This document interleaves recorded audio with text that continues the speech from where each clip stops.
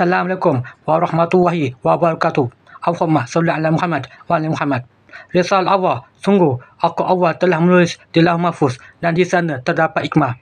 Bismillahirrahmanirrahim. Wahai ruhaya, perintahku buktikan tak adakah kepadaku. Lihat Adam, aku larang memakan brokoli. Apakah kalian berkata, kenapa membuat satu kolam sedangkan itu tidak mungkin ada dalam perintahku? Sungguh, aku Allah telah menulis di Lauh Mahfuz dan di sana terdapat hikmah. Apabila kata pati satu keadaan, seorang anak kecil perempuan dalam pangkal ruhaya menjaganya dan menuntun dalam berenang di dalam kolam itu seperti dalam mimpinya. Di sanalah keterangan Ad-Dajjal itu. Fitnahnya akan membunuh bumi. Ad-Dajjal akan melungi bumi dalam satu malam. Di malam-malam selama 40 tahun terasa. Sedangkan waktunya hanya dalam 40 hari sahaja. Sesungguhnya Ad-Dajjal akan datang kepada kalian jadi melakukan perbuatan terlanat.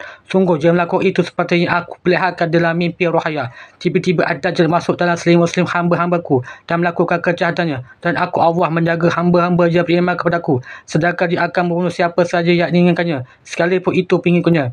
Sesungguhnya kejahatan Ad-Dajjal akan memenuhi bumi selama 40 hari saja. Dan dia akan berkuasa dengan sihirnya. Sesungguhnya dia tidak akan melepaskan saksiku. Sungguh, dia sangat membenci saksiku. Sebagian aku Allah perlihatkan dalam mimpi rohaya. Jadi Kidahiri melihat rohaya bersama-sama denganku. Risalah. Sesungguhnya saksi-saksiku saling mencintai satu sama lain dengan kasih sayang dan mereka tidak berasal dari patang darah. Akan tetapi mereka tidak ingin melihat salah satu dari mereka memiliki kesedihan dan mereka saling membantu. Saksiku memanggil hamba-hambaku di dunia. Aku Allah akan memberikan pertolonganku dalam kedamaian. Sesungguhnya aku Allah akan menyelamatkan kalian semua dalam kekuasaanku.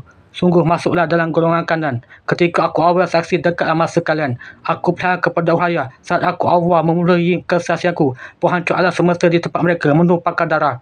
Jatuh ke bumi. Itulah peperangan mereka. Dan semakin dekat masa yang kalian ketahui. Itulah patah zaman akan selesai.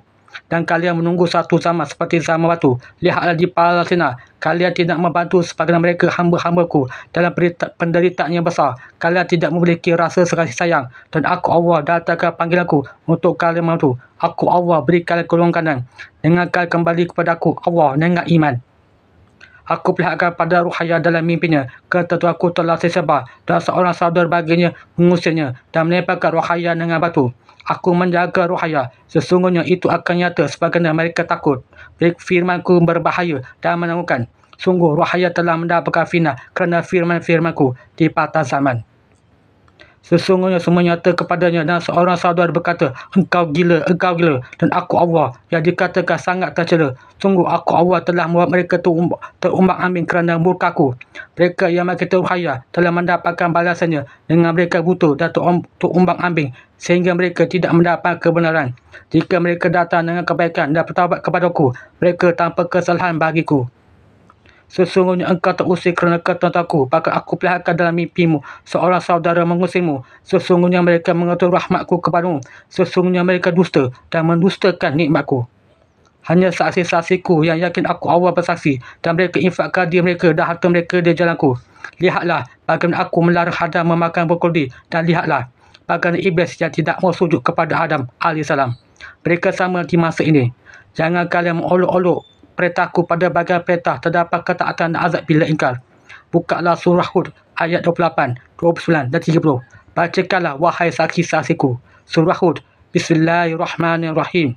Artinya, ayat 28. Nuh AS berkata, wahai kaumku, bagaimana pendapatmu jika aku mempunyai bukti yang nyata dari Rabbku dan aku diberi rahmat dari sisinya, sedangkan rahmat itu disamarkan bagimu, apakah kami akan memaksakanmu untuk menerimanya, padahal kamu tidak menyukainya? Ayat 29. Ayat kaumku, aku tidak meminta harta benda kepadamu sebagai upah atas seranganku. Upahku hanya dari Allah dan aku sekali-kali tidak akan mengusir orang-orang yang telah beriman. Sesungguhnya mereka akan bertemu dengan Rabbnya, tetapi aku memandangmu satu kaum yang tidak mengetahui. Ayat 30. Wahai kaumku, siapakah yang akan menolongku dari azab Allah jika aku mengusir mereka? Tidaklah kamu mengambil pelajaran. Maha benar engkau ya Allah, engkau yang agung, segala puji bagi engkau. Ulaika ala hudan min rabbir rahim wa ulaika humul muflihun. Amin ya Allah, ya Rabb, ya Sami, ya Basir. Alhamdulillah.